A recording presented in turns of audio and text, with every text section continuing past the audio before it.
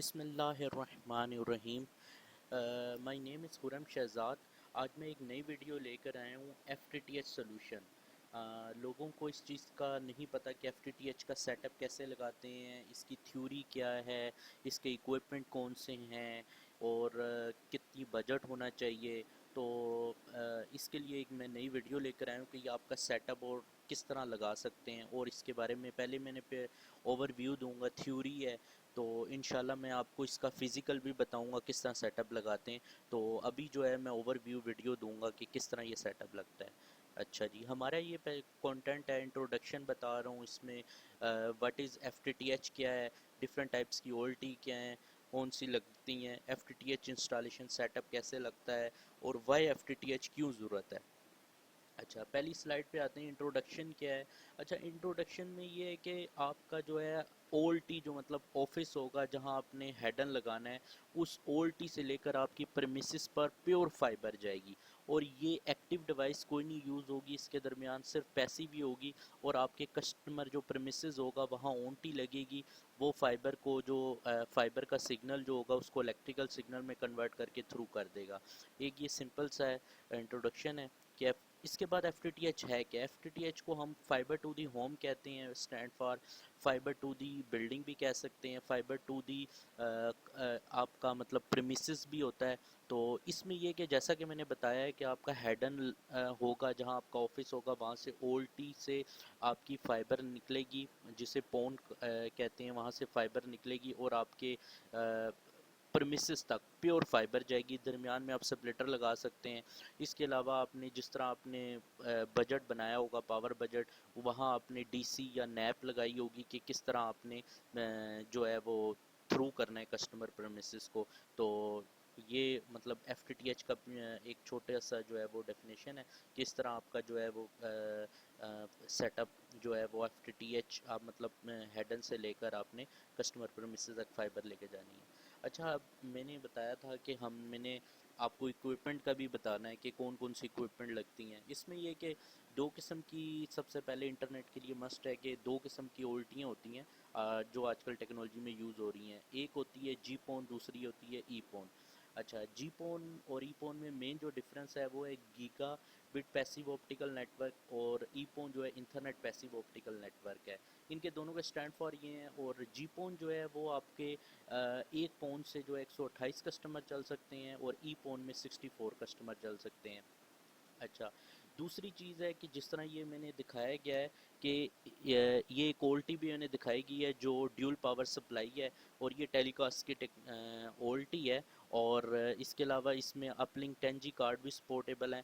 और ये हाइब्रिड है, मतलब आप एक लोगों को इस चीज़ का नॉलेज नहीं होता कि वो कहते हैं यार हमने ई पोन चलाना है, तो आप ऐसा करें, क्योंकि ई पोन थोड़ी सस्ती टेक्नोलॉजी है, उसकी ओनटी मेरे ख्याल एज़ कम्पेयर टू के जी पोन के सस्ती मिलती हैं। तो आप कार्ड ई पोन का लगा लें, और जो फर्मवेयर है ओनटी का वो आप मतलब एक्सपोन का कर लें, तो आपका चल जाएगा। मतलब अगर आपने बाद में कार्ड चेंज करना हो जी पोन का तो लगा सकते हैं। लेकिन सिर्फ डिफरेंस जो है वो ई पोन में ये है कि उसमें जो का एक कार्ड से एक तो होगा अपलिंक जो बैंडविड्थ है वो कम सपोर्टेबल है। मतलब इसकी जो है वो जो टोटल बैंडविड्थ है 1.24 गीगाबिट्स पर सेकंड है इसकी ई पोन में, और जी पोन में जो है वो 2.04 गीगाबिट्स पर सेकंड है। तो सपोर्टेबल है, तो ये मेन डिफरेंस है। और इसके बाद मैं एक और ओल्टी दिखाता हूँ। ये 8 पौन की एक ही कार्ड होता है, मतलब इसमें एक है, जैसा कि ये मैं दिखा रहा हूँ, एक पौन है, इससे एक पौन से अगर ये जी पोन होगी तो 128 कस्टमर चलेंगे, और अगर ये ई पोन होगी तो 64 चलेंगे। मतलब आपका एक पौन से, इसी तरह दूसरी पौन से भी इसी तरह 8 पौन का कार्ड है तो आप 8 × जी पोन होगी तो 8 × 128 करेंगे, तो इज इक्वल टू 1024 आ जाएगा। इसी तरह क्या नाम है, ई पोन होगी तो 8 × 64 करेंगे तो हाफ आ जाएगा। तो इसी तरह मतलब ये एक टेलीकास्ट की ये भी ओल्टी है। और भी डिफरेंट कंपनीज की ओल्टीज़ होती हैं, हवावे है, सी डाटा है, वी सोल है। लेकिन ये कि टेलीकास्ट की ओल्टी है पाकिस्तान में पहली दफ़ा मैन्युफैक्चरिंग हो रही है इस्लामाबाद में। तो इनकी इंडस्ट्री है, ये पहले सेटअप बॉक्स भी बनाते थे, हेड एंड वीडियो के सर्विस भी बनाते थे, तो और चीज़ें बनाते हैं। तो IPTV सर्विस बॉक्स भी बनाते हैं, तो ये अब OLT भी बना रहे हैं, तो मैंने कहा ये आप, इसलिए फिर मैंने ये पिक्चर लगा दी है। ठीक है। अच्छा, आगे अब FTTH का सेटअप कैसे इंस्टॉल करते हैं। तो इस चीज़ का ये कि आप ये देख सकते हैं कि ये एक पूरा जो मैंने एरो बनाया हुआ है, ये एक हेडन है किस्म का। ठीक है। हेडन में आपने एक OLT लगाई हुई है, मैंने डिफरेंट टाइप की OLTH है, OLTD है, कोई भी OLT ले लेते हैं, हम कहते हैं जी OLTH है। इसमें मैंने अपलिंक पे मैंने इंटरनेट, वहाँ जहाँ से आप बैंडविड्थ ले रहे हैं, मतलब PTCL से, पाई से ले रहे हैं या ट्रांसफर से ले रहे हैं, किसी से भी सर्विस से ले रहे हैं।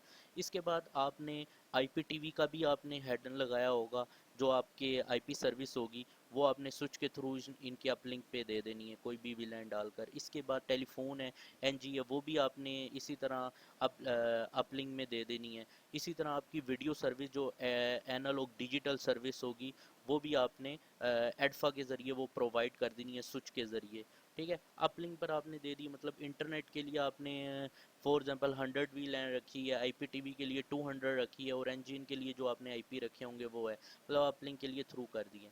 अब फॉर एग्जांपल जिस तरह की मैंने पिछली डायग्राम में दिखाया गया था कि एक कार्ड जो कार्ड होता है उसमें पोन्स होती है, मतलब एक कार्ड में 8 मैंने लगाया हुआ है, एक कार्ड 8 पोन है। जैसा मैं पिछली डायग्राम में जाता हूँ, ये देखें, एक पूरा कार्ड है, उसमें 8 पोन है, ये एक पोन है। इससे आगे आपने थ्रू करनी है, मतलब फाइबर आएगी, SFP लगती है इस जगह पर, इसको हम SFP लगाते हैं। वो आपकी डिफरेंट टाइप्स की SFP होती हैं, एक C+ होती है, C++ भी होती है, C भी होती है, उस वो पावर पे डिपेंड करती है कि कौन सी आपने लगानी है। वो आपने फाइबर वाली SFP लगानी है, वहाँ से पिकटेल निकलेगी।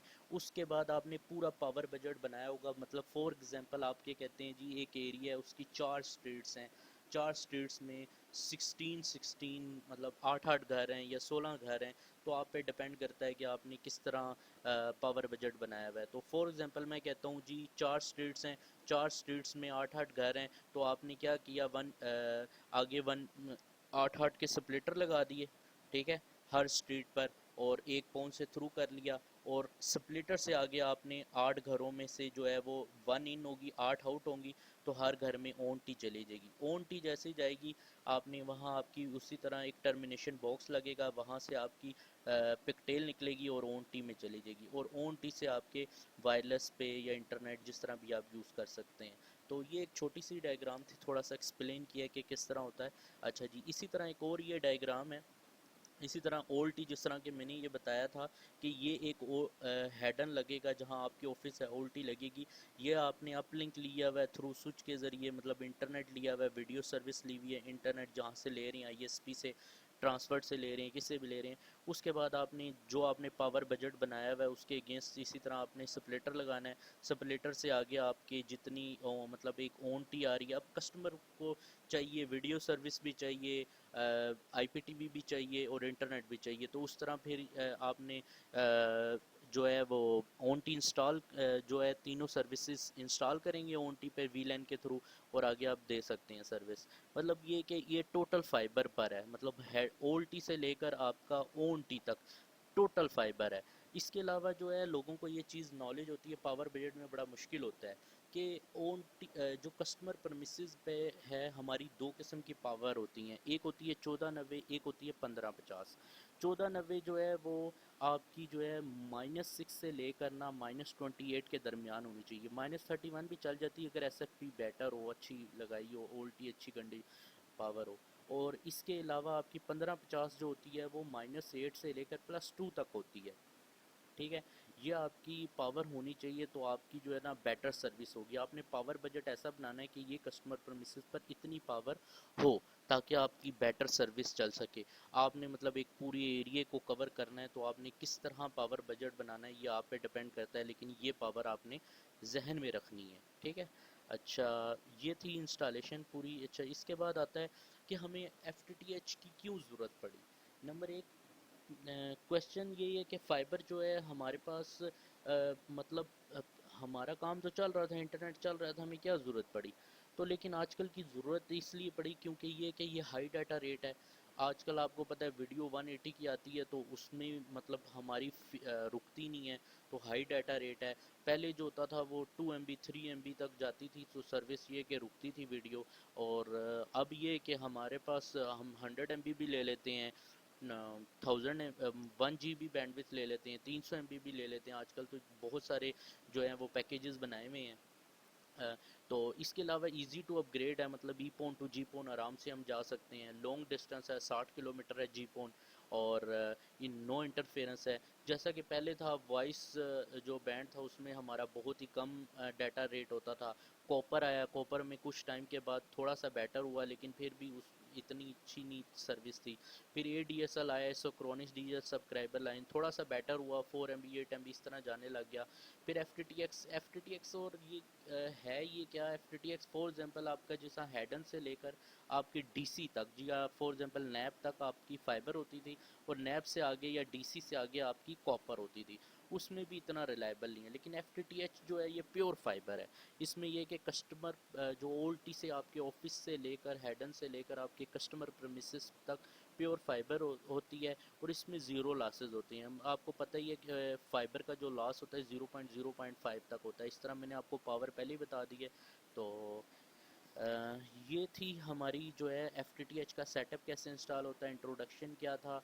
और इंशाल्लाह मैं आपके लिए IPTV का पूरा सेटअप भी लगाना बताऊंगा किस तरह होता है। एफ को मैं फ़िज़िकल भी करना बताऊंगा कि कैसे फ़िज़िकल सेटअप इंस्टॉल करते हैं।